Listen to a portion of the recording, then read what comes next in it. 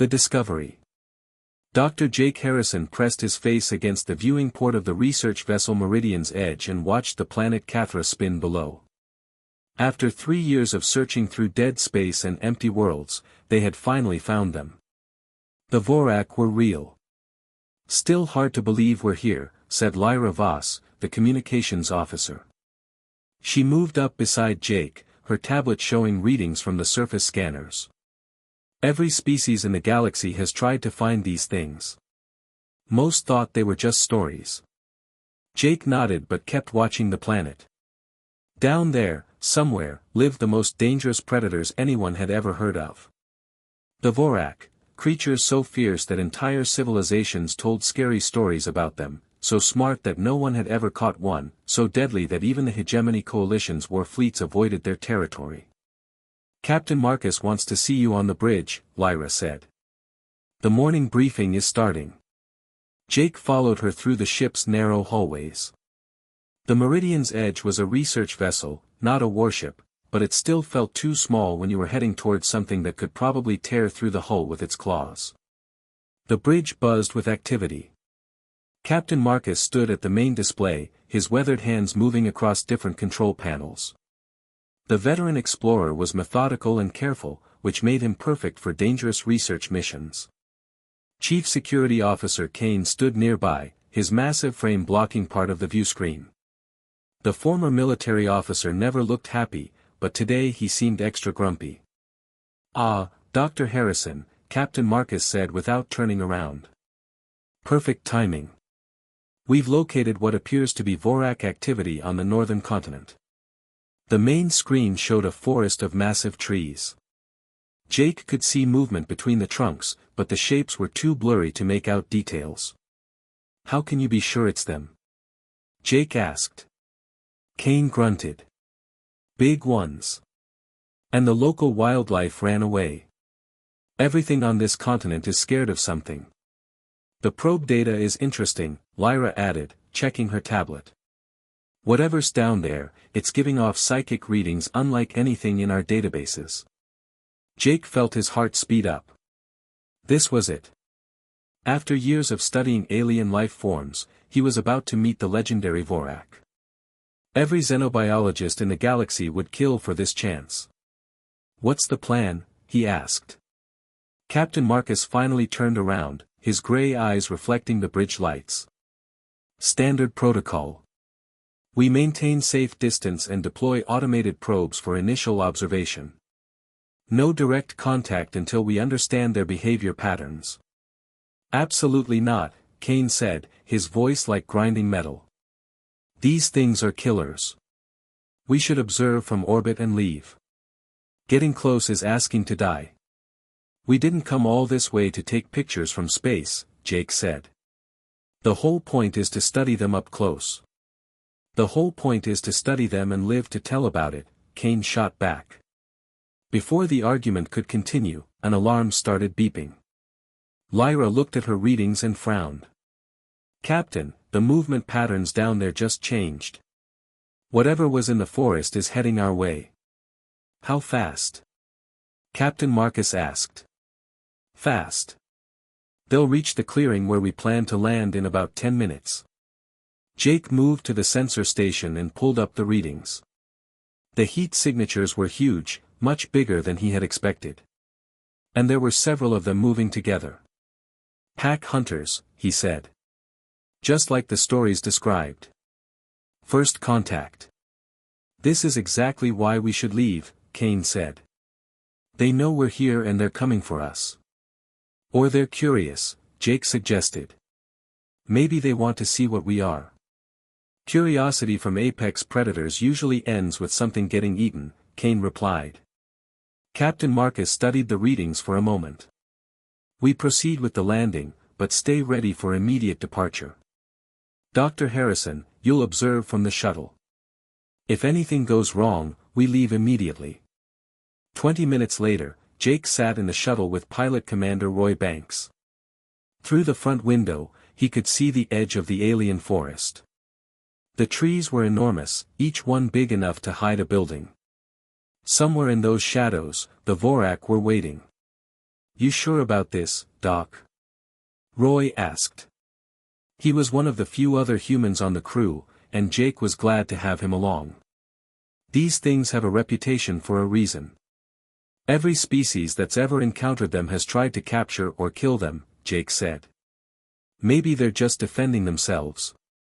Or maybe they really are unstoppable killing machines," Roy muttered. The shuttle's sensors picked up movement. Something big stepped out from between the trees. Jake got his first look at a living Vorac and immediately understood why every species in the galaxy feared them. The creature was massive, easily twice the size of a hegemony warbeast. Its body looked like a cross between a big cat and a dragon, covered in scales that shifted color as it moved. Intelligence gleamed in its large, golden eyes. This was no simple animal. This was a thinking, reasoning predator that could probably outsmart most of the galaxy's civilized species. But something was wrong. The Vorac wasn't acting aggressive. It moved slowly, carefully, like it was trying not to scare them. Behind it, Jake could see two more adults emerging from the forest. "Command, are you seeing this?" Roy spoke into his communicator. "We see it," came Captain Marcus's voice. "Maintain position and do not exit the shuttle." That's when Jake saw them. Three small shapes moving between the adults' legs. His breath caught in his throat. "Are those babies?" he asked. The shuttle's camera zoomed in automatically. Sure enough, three tiny Vorac cubs stumbled around their parents' feet. They looked like oversized kittens with scales, all big eyes and clumsy movements. "In 20 years of military service, I've never seen anything like this," Roy said quietly. The largest adult, probably the mother, stepped forward. She lowered her massive head and looked directly at the shuttle. For a moment, Jake felt like she was looking right into his soul. Then she did something that made his heart skip a beat. She picked up one of the cubs in her mouth, gently, the way a cat carries a kitten. She walked to within 10 feet of the shuttle and placed the cub on the ground. Then she stepped back and sat down, watching. "What is she doing?" Roy whispered. Jake stared at the scene in front of him. The cub sat alone between its mother and the shuttle, looking confused but not afraid. The other adults had positioned themselves in a semicircle, all watching the shuttle with the same intense attention. "I think," Jake said slowly, "she's making an introduction." The bond forms. Jake stared at the small Vorac cub sitting alone on the ground. The little creature looked up at the shuttle with bright golden eyes, making soft chirping sounds. Behind it, the three adult Vorac waited perfectly still, watching every move. "Command, what are your orders?" Roy asked into his communicator, his voice tight with tension. Captain Marcus's response crackled through the speaker. "Do not exit the shuttle. This could be a trap." "It doesn't look like a trap," Jake said. He couldn't take his eyes off the cub. The little thing was trying to stand up but kept falling over on its oversized paws. "Dr. Harrison, you will remain in the shuttle," came Kane's harsh voice over the radio. "These creatures are known killers. This is obviously some kind of hunting strategy." Jake watched as the mother Vorac nudged the second cub forward with her nose. The little one stumbled toward its sibling, and they began playing together in the grass. Their play looked exactly like kittens wrestling, complete with tiny growls and gentle pouncing. "Those don't look like killers to me," Jake said. "The adults do," Roy pointed out. He was right. The three grown Vorac were huge and clearly powerful, but they sat calmly, making no threatening moves. The mother then did something even more surprising. She picked up the third cub and carried it over to join the other two. Now all three babies sat in the space between their parents and the shuttle. The largest cub, braver than the others, took a few wobbly steps toward the shuttle. "It's coming closer," Roy said. "Should I start the engines?" Jake pressed his face against the window. The cub was now only 5 feet away. It sat down and tilted its head, studying the shuttle with obvious curiosity. Then it made a sound that was almost like a purr. They're not attacking, Jake said. They're introducing their children. That makes no sense, came Kane's voice through the radio. Predators don't show their young to strangers unless they want something. Captain Marcus added, Dr. Harrison, what is your assessment? Jake thought about everything he knew about animal behavior. Parent animals only brought their babies near strangers for two reasons: either they were showing them off with pride, or they were asking for help. I think they want us to meet the cubs, he said finally. Absolutely not, Kane barked. You are not leaving that shuttle. But Jake was already reaching for his environmental suit. I'm going out there. Doc, that's crazy, Roy said. Those things could tear you apart. Look at them, Jake said, pointing through the window. The adult Vorac sat like giant cats, tails curled around their feet. Their posture was relaxed, not aggressive. If they wanted to hurt us, they would have done it already. Dr. Harrison, I order you to remain in the shuttle, Captain Marcus's voice commanded. Jake paused with his hand on the suit's helmet. He had never disobeyed orders before, but something about this situation felt different. The Vorac weren't acting like the stories described. They were acting like parents who wanted to show off their children. I'm sorry, Captain, Jake said, but I think this is important. He put on his helmet and moved to the shuttle's exit hatch. Roy grabbed his arm. Jake, don't do this. We don't know what they want. That's exactly why I need to find out, Jake replied. He looked back at the cubs through the window. The brave one had moved even closer and was now sniffing at the shuttle's landing gear. They're just babies, Roy. Look at them. Jake opened the hatch and stepped outside. The alien air felt different, even through his suit's filters. He could smell something like pine trees mixed with something wild and free. The three adult Vorac turned their massive heads to watch him, but none of them moved from their sitting positions. The cubs, however, reacted immediately. All three of them started making excited chirping sounds and bouncing on their stubby legs. Jake took a slow step forward. The mother Vorac watched him carefully but made no move to stop him. He knelt down and extended his gloved hand toward the nearest cub. The little Vorac sniffed his hand, then pressed its scaled head against his palm. It was warm, and Jake could feel a gentle vibration, the alien equivalent of a purr. Hello there, little one, Jake whispered. Galactic consequences. The moment Jake touched the cub, something extraordinary happened. A warm sensation flowed through his mind, not painful, but overwhelming. Images flashed before his eyes, vast forests, star-filled skies, and generations of Vorac living in harmony with their world. But mixed with those peaceful images were darker ones. Ships descending from the sky, hunters with weapons, cubs crying for parents who would never return. The Vorac hadn't always been alone on this planet. They had been hunted, captured, their families torn apart by species from across the galaxy who saw them only as trophies or weapons.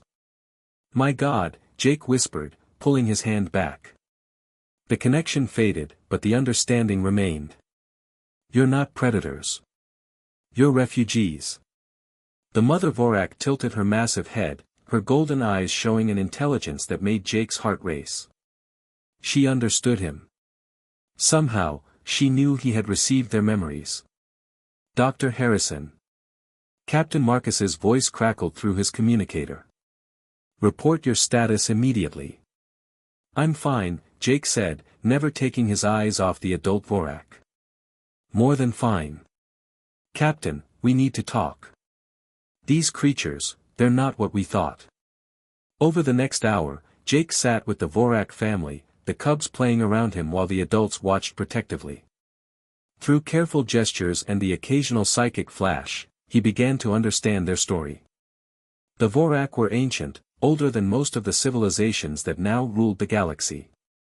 They had once lived peacefully across many worlds, but their very existence had made them targets. Their strength, intelligence, and psychic abilities made them valuable to those who would exploit them. So they had hidden, finding worlds like Cathra where they could raise their young in safety. When Jake finally returned to the ship, he found the entire crew waiting in the briefing room. Captain Marcus looked grim, Kane looked suspicious, and Lyra looked fascinated. "Report," Captain Marcus said simply.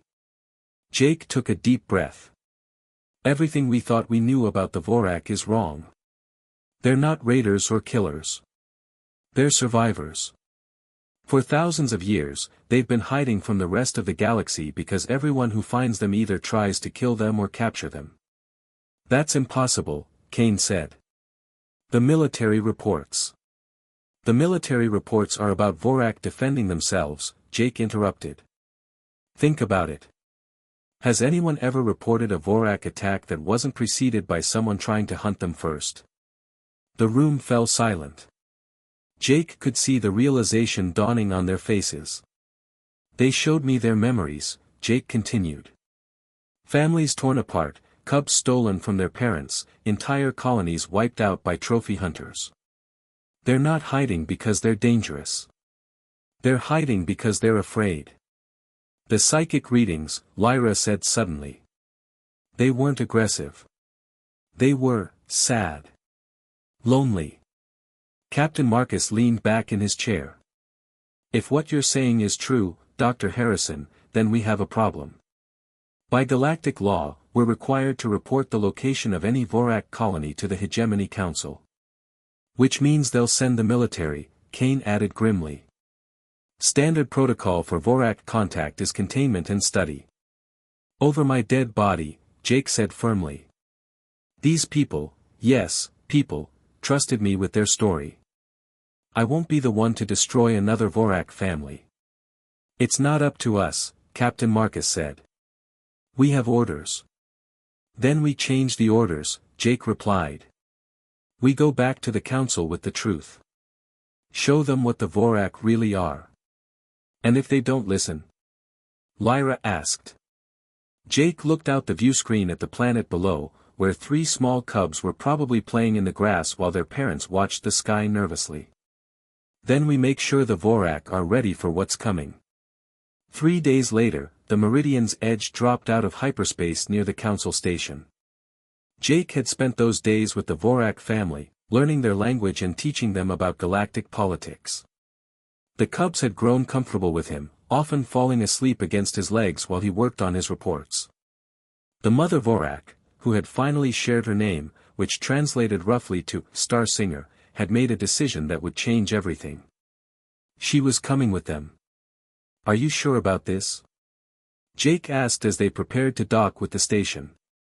Star Singer's response came not in words but in images: her cubs growing up, other Vorac families living in fear, and a vision of a galaxy where her people could walk free. "I understand," Jake said. "It's time for the galaxy to meet the real Vorac. The new alliance." The council chamber fell completely silent as Star Singer entered. The massive Vorac moved with grace despite her size, her scales shimmering under the chamber's lights. Delegates from dozens of species stared in shock and fear as she took her place beside Jake at the speaker's platform. "Honored delegates," Jake began, his voice carrying across the vast chamber, "I present Star Singer of the Vorac people, who comes before you not as a specimen or a curiosity, but as a representative of one of the galaxy's oldest civilizations." Chaos erupted. Half the delegates were on their feet, some shouting for security, others demanding explanations. The Hegemony representative, a stern-faced man named Director Voss, slammed his gavel repeatedly. "Order! Order in the chamber!" Director Voss shouted. When quiet finally returned, he fixed Jake with a hard stare. "Dr. Harrison, you were sent to observe and report, not to bring dangerous predators into this chamber." Star Singer stepped forward then, and when she spoke, her voice resonated through every mind in the room, not words, but pure meaning that bypassed language entirely. "We are not predators. We are parents. We are teachers. We are the guardians of worlds you have forgotten. And we are tired of hiding." The psychic communication hit every delegate simultaneously, carrying with it centuries of Vorac memories, peaceful communities, advanced technology, art and music that could make stars weep. And underneath it all, the pain of loss, the fear of extinction, the desperate love of parents trying to protect their children. Several delegates collapsed into their seats, overwhelmed by the emotional weight of what they had received. Others began to weep openly as they experienced the Vorac perspective for the first time. Director Voss, though clearly shaken, maintained his composure. Even if what you show us is true, the military records clearly indicate. Your military records show us defending our families, Starsinger interrupted, her mental voice heavy with grief. Every attack, every confrontation, we were protecting our cubs, our elders, our homes. You see monsters because that is what you choose to see. Jake stepped forward again. Director Voss, members of the council, I've spent the last month with Starsinger's family. I've seen their technology, their culture, their capacity for both tremendous power and incredible gentleness. The Vorac aren't the enemy we thought they were. They're the ally we never knew we needed. What do you propose? Asked Councillor Thane, an elderly representative from the Outer Rim Systems. Starsinger moved to the center of the chamber, her presence commanding despite her peaceful demeanor. We propose an end to the hunting. An end to the fear. We offer our knowledge, our protection, our friendship to any who would accept it honestly. And in return? Director Voss asked suspiciously. The right to exist. The right to raise our cubs in peace. The right to be part of this galaxy we have hidden from for so long. Jake pulled up a holographic display showing the data they had collected. The Vorac possess technology that could revolutionize space travel, medical science, and planetary ecology. They've been perfecting these advances for millennia while we were still learning to build cities. But more importantly, he continued, looking around the chamber, they're offering us something we've never had in the history of galactic civilization, a truly benevolent alliance. No conquest, no exploitation, no hidden agendas. Just partnership. The debate that followed lasted for hours. Some delegates remained fearful, others were intrigued, and a few were openly excited by the possibilities. But slowly, as Starsinger patiently answered questions and shared more of her people's history, the tide began to turn. Finally, Director Voss called for a vote. All in favor of establishing formal diplomatic relations with the Vorac people. The vote was closer than Jake had hoped, but it passed. As the results were announced, Starsinger did something that surprised everyone in the chamber. She began to sing, not with her voice, but with her mind, a harmony that touched every consciousness present. The song spoke of hope, of new beginnings, of cubs playing safely under alien suns. 6 months later, Jake stood in the same forest clearing where he had first met the Vorac family. But now it was different. A small research station had been built nearby, a joint venture between human scientists and Vorac engineers. The cubs he had first seen as tiny, stumbling creatures were now the size of large dogs, still playful but showing the intelligence that would one day make them leaders of their people. Starsinger approached him, her 3 offspring trailing behind her. The largest cub, the brave one who had first approached the shuttle, bumped against Jake's leg affectionately. You kept your promise, Starsinger said, her mental voice warm with gratitude. Our people are safe. Our cubs can grow without fear. It wasn't just me, Jake replied, speaking aloud as he had learned to do so the cubs could practice understanding spoken language. The galaxy is changing, Starsinger. It just needed someone to show them the truth. And now? She asked. Jake looked up at the sky, where ships from a dozen different species regularly arrived, bringing diplomats, scientists, and students eager to learn from the Vorac. In orbit, the first joint Vorac-human exploration vessel was taking shape, designed to seek out other hidden civilizations that might be ready to step into the light. Now we explore together, Jake said. No more hiding. No more fear. Just discovery. The cubs began to play around them, their chirping laughter filling the air. In the distance, Jake could see more Vorac families emerging from the forest, no longer afraid to be seen. The galaxy's most feared predators had become its newest protectors, and Jake Harrison, the xenobiologist who had risked everything to pet an alien kitten, had helped bridge a gap that had existed for millennia. As the sun set over Cathra, painting the massive trees in shades of gold and crimson, Jake realized that sometimes the most important discoveries weren't made in laboratories or council chambers. Sometimes they were made by simply choosing to see the person behind the monster, the parent behind the predator, the hope behind the fear. The cubs' laughter echoed through the forest, and for the first time in centuries, the Vorac were home. The end.